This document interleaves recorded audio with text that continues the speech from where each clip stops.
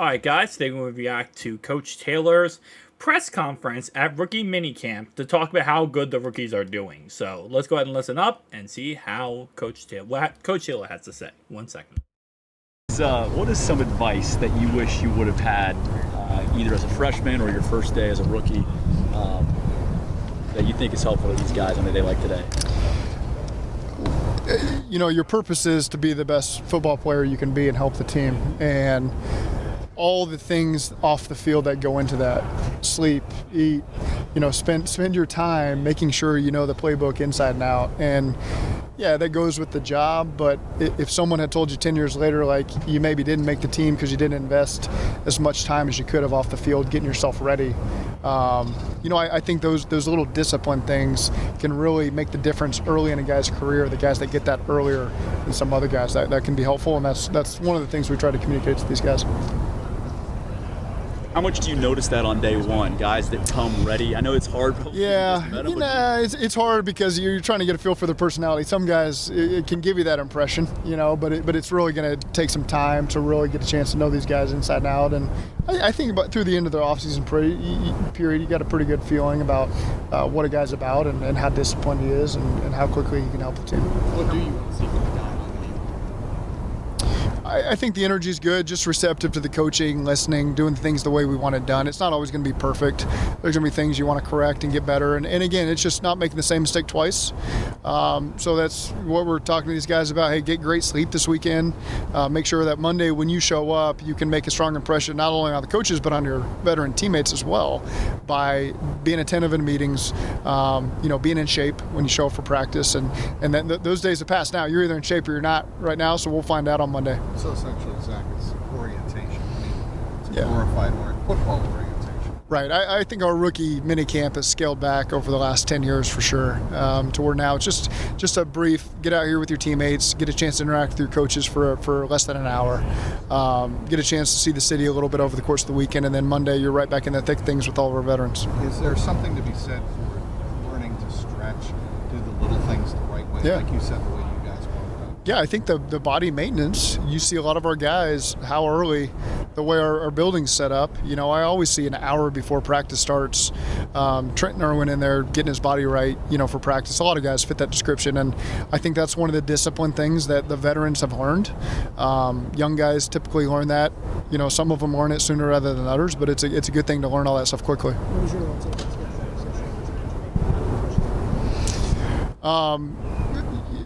It's the schedule. We knew who we were playing. We knew where we were playing them. So again, it's exciting to see who you're going to play early. Divisional game to open it up. Get a chance to put our best foot forward early in the season. It'll be a great matchup versus a great team. And so it's always exciting to play a divisional game early. I know you've seen Charlie Jones, obviously, before you drafted him, but it looks like he has incredible burst off the line. What do you notice about him and just kind of what he brings to this team? He's a very efficient player, and so we'll get a chance to learn more about him as we get our hands on him and get him in the building and learn more. But again, we drafted him because we thought the tape was great. We thought the intangible stuff was what we wanted, and so now you get a chance to see how he fits in our room. Coach, talk about the different level of excitement. Can you describe the feeling, following the draft? Is it a different type of feeling that you guys have from, the start of week one to, hey, we got these new guys in the building, we're ready to get them going? It's exciting to get our players all out here together. We haven't put our players on the field yet until Monday, so whether it's a rookie or a veteran, I think that's the excitement for us, just getting back into the team. This is the 2023 Bengals, and get a chance to see what we'll be about. And we're starting from scratch. We're starting over with the chemistry, the camaraderie, the scheme, and I think that's what's exciting as a coach. What do you guys like about Hayward?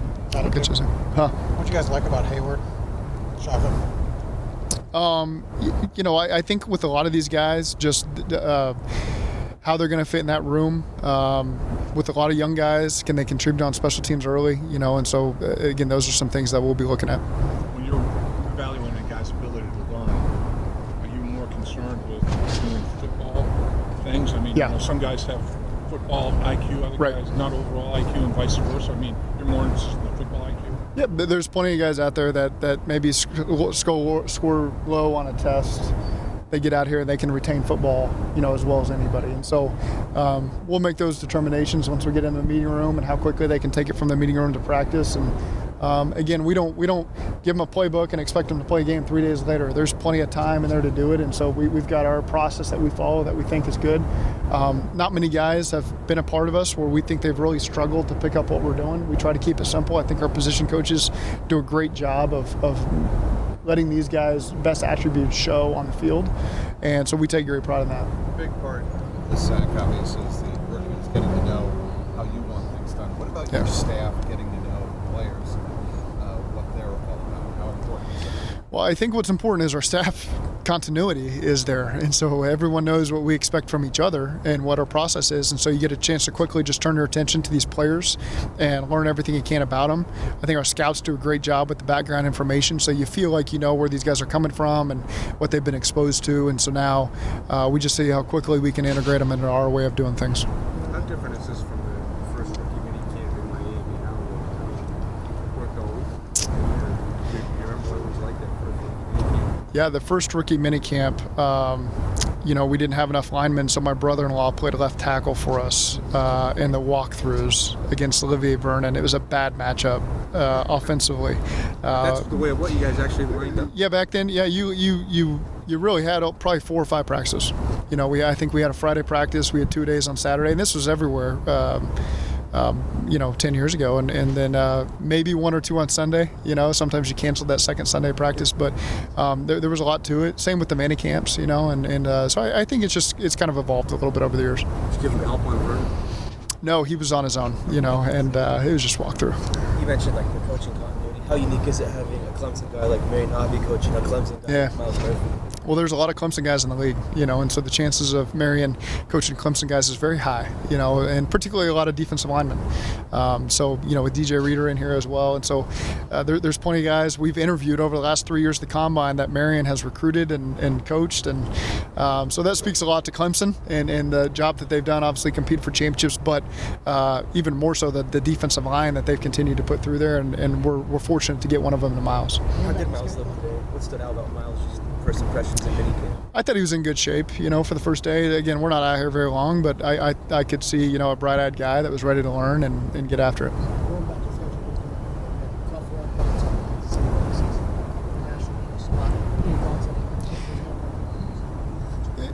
Yeah, that comes with the territory. We take great pride in being a team that people want to watch, and so we've got expectations to live up to that way. We got to put our best foot forward, but we expect it to be in some good situations there where we enjoy playing in those types of games. You never know where they're going to fall on the schedule. They're kind of all over, but it's exciting for us and for our fan base. I think any competitor, whether you're in college or pros, you like those primetime games and being the only standalone game on TV, and our guys take a lot of pride in that, and I think that they've performed well over the years in those situations. How much significance SAC to opening 2 divisional games? Probably one of the first times I've done that, I would think. It's you'll find out real quick. If you're putting yourself in a great position to start the season, putting yourself in a hole to start the season, putting yourself in a medium level to start the season. But our focus is really just going to be on Cleveland week 1 and putting our best foot forward there. Coach, Ted told us a story the other day about his first day of rookie minicamp. He was doing high knees and jeans in front of Bill Belichick. He probably fought somebody, would be my guess. It's Ted's first day. Go ahead. I don't think you have anyone doing that out here today, but did anyone make that type of first impression for you? Again, we've done our due diligence in bringing in people that we think fit our locker room, and whether it's a draft pick, free agent, or a tryout guy.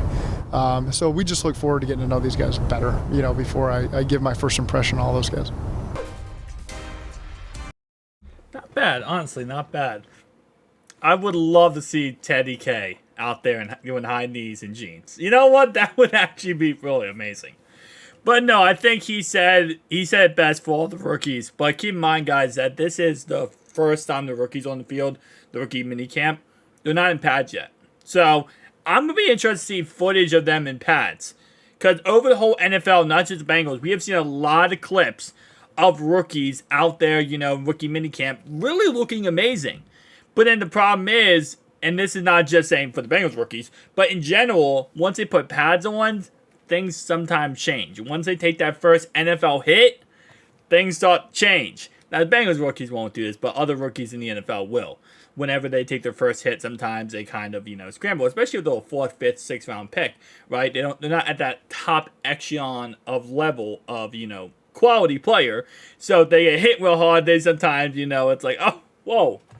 I did not expect to get hit like that, man. I did not expect to get hit like that. But, no, I'm very, very excited for this upcoming season. And to see how these rookies progress throughout the season. I mean, if we're being honest here, all of these, again, I know I say this all the time, but I say this, and I know some people get mad at me for it, but I think all of these rookies, the first 5 picks, that's Myles Murphy, DJ Turner, Jordan Battle, Charlie Jones, and Chase Brown. I think all of them will make the roster, first off. And second off, I think all of them will be really good players for Bengals. I know I always get the comment, well, not every single draft pick's going to hit. There's going to be some busts. There's going to be some trash draft picks. No, I get that. But you have to keep in mind, though, all 5 of those players, they're really good. You look at college and how they transition to the NFL. You listen to scouts, how they explain those players. It's not like, oh yeah, this guy could be good in the NFL. This guy's going to be good in the NFL. The only player out of all of them, I'd say probably Chase Brown and Charlie Jones are the only technical question marks. But both of them are going to get starting roles. Well, have a chance of starting roles on the Bengals offense. So even those guys who you might say, well, yeah, you don't know these guys are going to transition correctly. They're at least getting starting roles to show how good they are. Many rookies, especially 4th round, 5th round picks, they don't get a chance to become a starter or even close to a starter. So I think they're going to be good. I think they'll be very, very good. And as Zach said here, rookie minicamp over the years has gotten really kind of washed up. It kind of got a little, washed down, watered out. It's not as it used to be. Now it's like, okay, let's just kind of all meet together. First impressions after we drafted you. Talk a little, see how you guys are liking the team, and then also kind of meet your teammates and, kind of interact with one another. It's more like a, if you guys ever been to college, it's more like, I forget what they call them, where you all meet together as a college to, meet everybody, and then you kind of do your own separate things. It's kind of like that. It's kind of like an introduction course. All right, guys, let's all meet together, let's all talk, and then, obviously, once minute camp's over, and then you have the pads and you have the hits. That's when things get crazy. Now, there aren't crazy hits in training camp. There are some hits, but there aren't, insane hits. Usually the quarterback, red shirt quarterback, you don't hit him. But everyone else, you don't hit him as hard as you can because that is your player. But, football. Sometimes football is bang, bang. It happens. Some crazy things happen. Guys, let me know your thoughts and opinions. I'll see you guys in the next one. Peace.